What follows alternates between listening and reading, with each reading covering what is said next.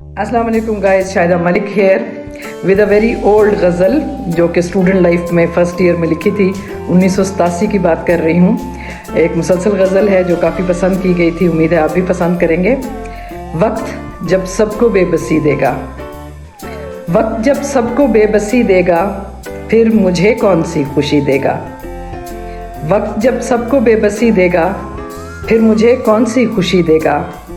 और पूछती है ये शायरी मेरी, पूछती है ये शायरी मेरी, कौन लफ्ज़ों को ज़िंदगी देगा। और मेरे अपने वफ़ा न दे पाए, मेरे अपने वफ़ा न दे पाए, कैसे फिर कोई अजनबी देगा।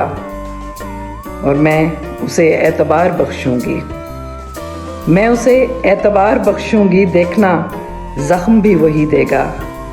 और दिन का आराम व चैन खो बैठी, दिन का आराम व चैन खो बैठी, अब वो रातों को तशनगी देगा। दिन का आराम व चैन खो बैठी, अब वो रातों को तशनगी देगा। और आदमी का ही वस्फ है ये भी, आदमी का ही वस्फ है ये भी, दोस्त बनकर भी दुश्मनी देगा। पूछती है ये शायरी मेरी, कौन लफ्ज़ों को ज़िंदगी देगा।